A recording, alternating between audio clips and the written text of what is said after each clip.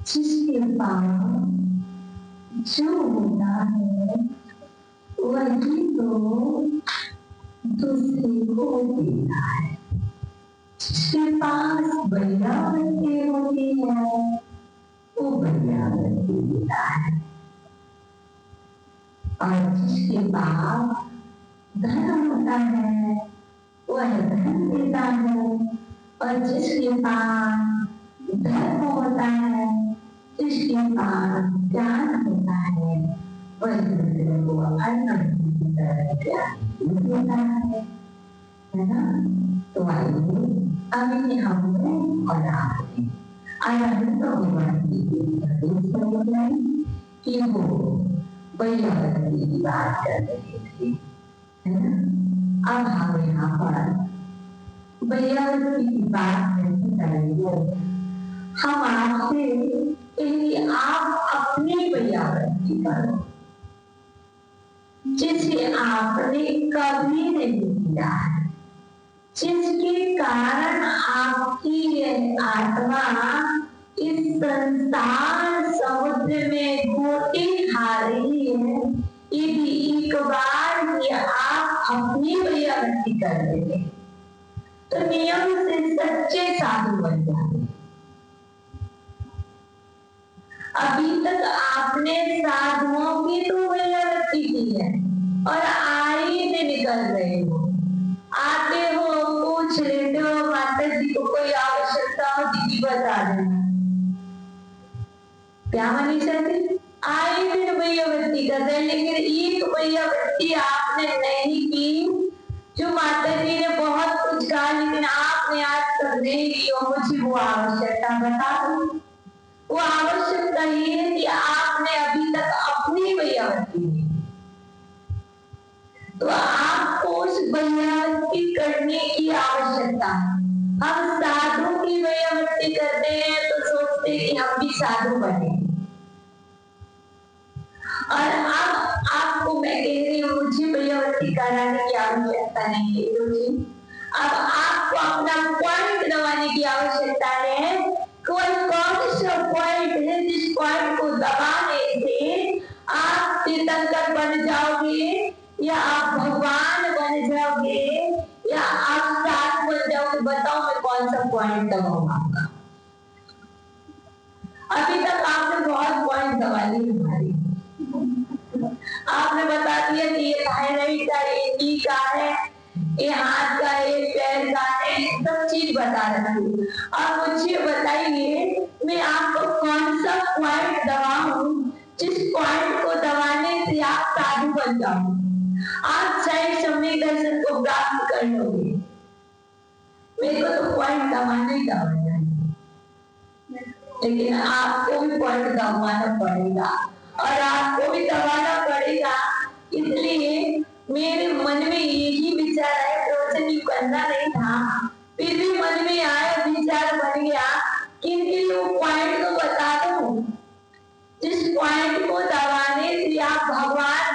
पाओगे। जिस पॉइंट को दबाने से आप महारथी बन जाओगे, तो पॉइंट है पहले आप अपने आप को समझने का प्रयास कीजिए, आप अपने आप को जानने का प्रयास कीजिए। साधु की प्रवृत्ति करनी नहीं पड़ती है, हो जाती है, करनी नहीं पड़ती। कौन करना हो नहीं है ना, चौका लग ही रहा है, प्रवचन हो ही रहा है, स्वाध्याय हो ही रहा है, पारायण हो ही रहा है, माता जी निर्विकल्प है ही, भैयावती तो हो ही रही है। और कौन कर रहा, हम अभी कर रहे, आप ही कर रहे हो, इसलिए मुझे बताने की आवश्यकता नहीं है। अब जो बताने की आवश्यकता है, ये भैयावती जो कर रहे हो वो इसलिए कर रहे हो कि आप भी इसी जैसे बन जाओ, इसलिए नहीं कर रहे हो कि माता जी को तैयार कर दिया साधक के लिए, साधना करने के लिए तैयार कर देना, साधना के लिए नहीं, मोक्ष के लिए तैयार कर देना। क्या हम आपसे ये नहीं कह रहे कि आप साधना को तैयार करना, हम आपसे कह रहे आप ऐसा तैयार करो कि मोक्ष के लिए तैयार हो जाए, और आप भी ऐसे तैयार हो, हम भी आपको ऐसा तैयार कर दें कि आप कम से कम 8 भाव में और अधिक से अधिक 10 भाव में मोक्ष चले जाओ, तब माने कि हमने सच्ची भैयावती की और आपने हमारी सच्ची भैयावती की कि हमें इतना निर्विकल्प रखा और निर्ग्रंथ रखा। मैं आपसे भैयावती की बात नहीं करूंगी बाबा जी, मैं आपसे सिर्फ मुझे इतना ही कहना है, जो भैयावती की बात चल ही रही थी तो उसी को पूरा करूँ ना। निर्विकल्प और निर्ग्रंथ रखना, जो निर्विकल्प बना रहेगा और निर्ग्रंथ रहेगा वो भगवान बन जाएगा। और जो सावक सम्यक दर्शन से परिपूर्ण बना रहेगा, रत्नात्रय की त्रिवेणी में अवगाहन करता रहेगा, उसे कहना नहीं पड़ेगी पीछे ले लो, पीछे देते हुए भाव बन जाएंगे पीछे लेने के। देखो मैं बिल्कुल स्पष्ट कहने वाली हूँ, जिस दिन पैदा हुए थे बाबा जी, जिस दिन पैदा हुए थे, बताइए किसने कहा था कि भोजन नहीं दिया जाता, पानी पीना, दूध पीना किसने सिखाया? माँ ने नहीं सिखाया, किसी ने नहीं सिखाया मनीषा जी। ये तो अनादि के संस्कार है, खाने पीने के। बोलना किसी ने नहीं सिखाया, गुस्सा करना किसी ने नहीं सिखाया, और निंदा करना किसी ने नहीं सिखाया, और बताओ सोना किसने, नींद लेना किसने सिखाया?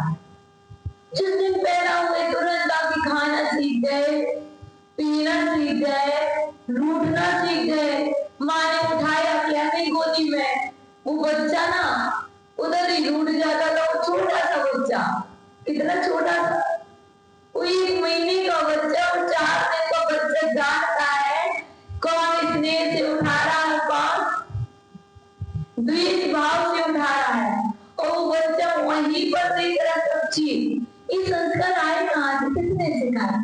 वो बोल नहीं पा रहा, सुन तो रहा है, सुना जरूर नहीं पा रहा, सुन जरूर रहा है पर सुना नहीं पा रहा।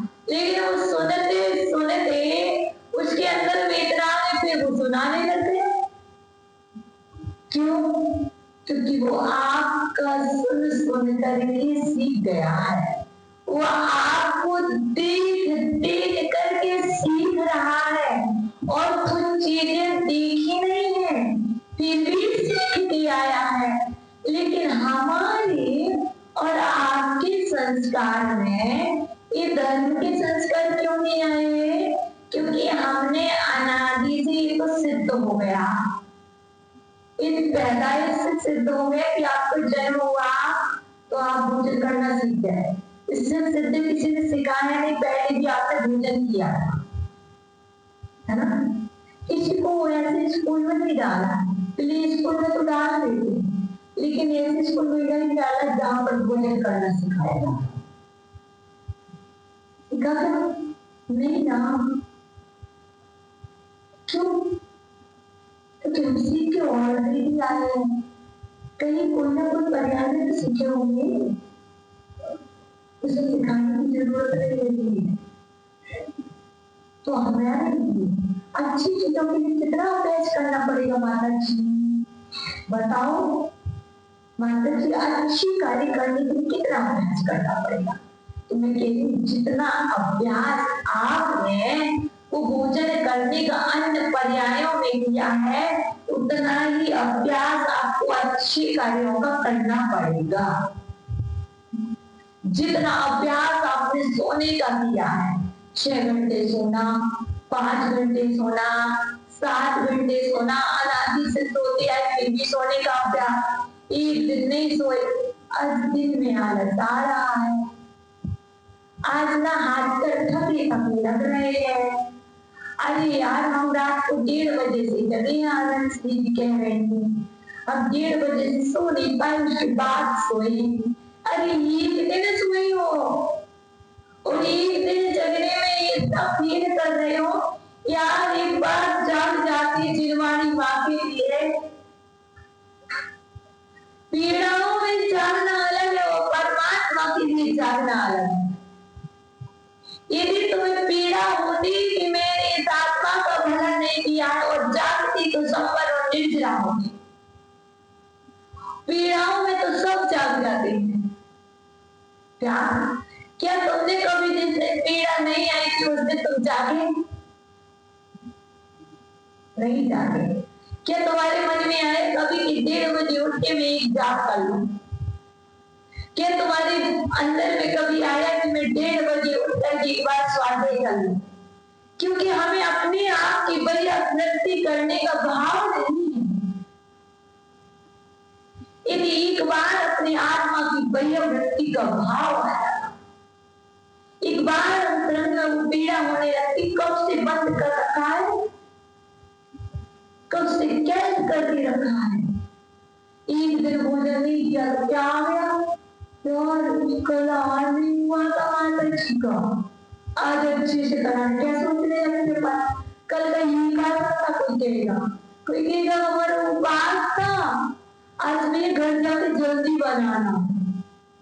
और ये आत्मा को तो कब से भोजन करती ही नहीं है, भूखी है, प्यासी है, और आपकी ये सब आप पवित्र देह में बंद है, तुम्हारी दृष्टि में वो आ ही नहीं रहा है, और आपको ना आपका शरीर थक गया तो आपको लगा मैं थक गया, आपकी इस देह को प्यास लगी, आपका कंठ अवरुद्ध हो गया, आपको लगा मुझे प्यास लगी, इसके आदमी आप चलते रहो। मन ने चाह प्रवचन नहीं करना तो नहीं करना, मन ने चाह स्वाध्याय नहीं करना तो नहीं करना, बहाना बना के बैठ गए गले में छाले हूं, बहाना बना के बैठ गए कि गले में दर्द है। ये सारे बहाने ना, ये सारे बहाने भगवान नहीं बना पाएंगे। जब तक इस पर ध्यान दोगे तो भगवान नहीं बन पाओगे। इसलिए एक बात सोचना चाहिए, मैंने ये कहा था मैं चल रही हूँ, यदि धर्म करूंगी, मैंने एक शब्द कहा था, यदि जिनवाणी सुनाऊंगी तो पुण्य का बंद होगा, और यदि ऊपर बैठे बैठे जनवाणी सुनाऊंगी, जन चर्चा करूंगी तो बात का बंद होगा। बोलना तो है ही, बोलना तो है ही, चाहे ऊपर बैठो चाहे नीचे बैठो, ऊपर बैठ के बोलेंगे तो जनवाणी इधर उधर की चर्चा करेंगे, और यदि नीचे बैठेंगे जनवाणी की गद्दी पर तो जिनेंद्र भगवान की चर्चा करेंगे, संबल होगा, निद्रा होगा, सुभाषा होगा, सुबंध होगा, घर में सोफे पर बैठोगे, टीवी देखोगी तो बाप का बन, और मंदिर में आकर के जिनवाणी उठाओगे में नहीं बैठने जाओगे तो क्या होगा, सुभाषा शोभन होगा। इसलिए हमारे ऊपर देखो तो सही अपने आप को, हम दूसरों को देखने के लिए चश्मा पहन रखा है, और हम कह रहे अपने आप को देखने के लिए चश्मा पहनो, अपने आप को एक बार तो निहारो, अभी तक नहीं निहारा, इसलिए हम और आप निहाल नहीं हुए। जिन्होंने अपने आप को निहाल लिया है वो निहाल हो गए। इसलिए देखो बहुत तो हो रहा है, बहुत करुणा आ रही है, करुणा जी बहुत करुणा आ रही है और बहुत दया आ रही है कि आप अनादि से सोते आ रहे हैं, आप अनादि से भोजन करके आ रहे हैं, लेकिन आपने इसका संस्कार नहीं बढ़ाया। कोई बच्चा उसके ही पैदा होते जिनवार नहीं उठा, नहीं उठा, कोई बच्चा पैदा होते पुस्तक नहीं उठा। क्यों? संस्कार नहीं, क्योंकि त्रियंशी की पर्याय में भोजन किया, नर की पर्याय में नर पर्याय में भोजन किया, मनुष्य पर्याय में भोजन किया, देव पर्याय में भोजन करने की आवश्यकता नहीं है, अमृत चल गया करने से, है ना। इससे तो इससे है कि आप अन्य पर्यायों से आए हो तो चीटी भूख के कारण लोग के बस होकर भी कितनी दूर से चीनी का दाना लेकर के कितनी दूर तक चली जाती है, और हम और आप इतना सामान ढोकर के, इतना बड़ा भार ढोकर के इतना सोना चलिए, तो हम और आप में अंतर क्या, और चीटी में और अंतर क्या, कोई अंतर नहीं। वही उत्तरीय गति की पर्याय से हम और आप सारे से संस्कार निकल गया है। एक बात बताना, आप मनुष्य हो या उत्तरीय? मुझे लगता तो नहीं, लगता तो नहीं, कहने के लिए तो मनुष्य हैं, मान रहे हैं। अच्छी बात बताना, एक बात बताना, त्रियंश प्राणी को भोजन करना होता है तो कहाँ करता है? जहां मिल जाए, जैसा मिल जाए, थोड़ा इधर करेगा, थोड़ा इधर करेगा, थोड़ा उधर करेगा, थोड़ा इधर करेगा, पानी वहां पिएगा, भोजन यहाँ करेगा, एक दाना यहाँ खाएगा, एक वहां खाएगा। भक्ति देखी आपने, देखी ना। और हम और आप यदि ऐसे ही कर रहे हैं, किसने सिखाया? जिनवानी माने नहीं सिखाया, ये हमारे संस्कार त्रियंश पर्याय किए हैं।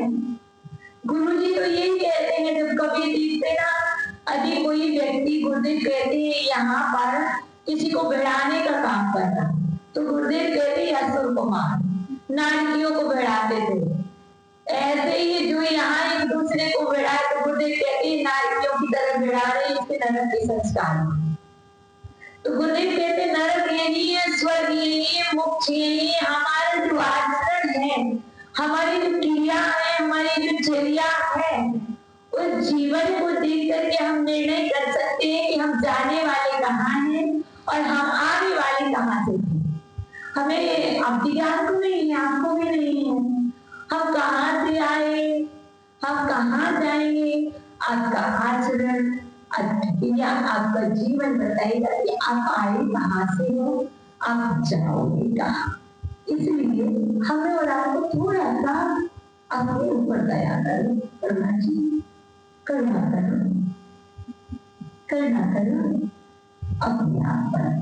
जब हमने अभी तक अपने आप पर करुणा नहीं की, अपने आप पर दया नहीं की, अपने आप की दयावृत्ति नहीं की, इसलिए हम जैसे जी रहे हैं उसी में आनंदित है, उसी में मस्त है।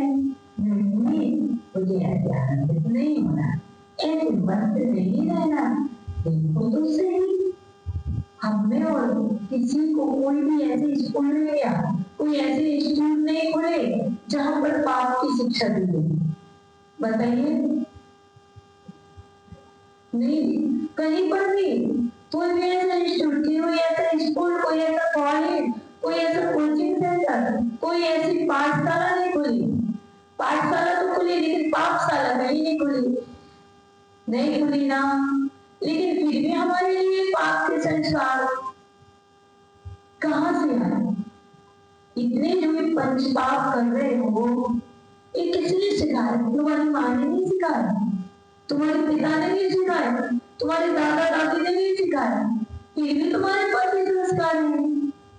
क्यों? अनादि के हैं, किसी को सिखाने की जरूरत नहीं। धर्म की क्यों सिखाने पड़ रहे हैं?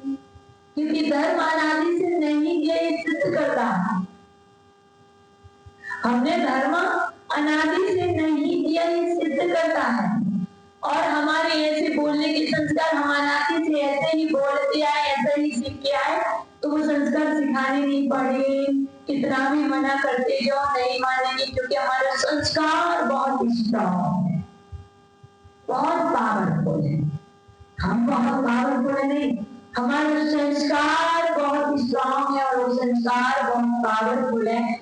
हम चाहे कर भी उसे हटाना चाहते, पर वो हमसे हटता नहीं।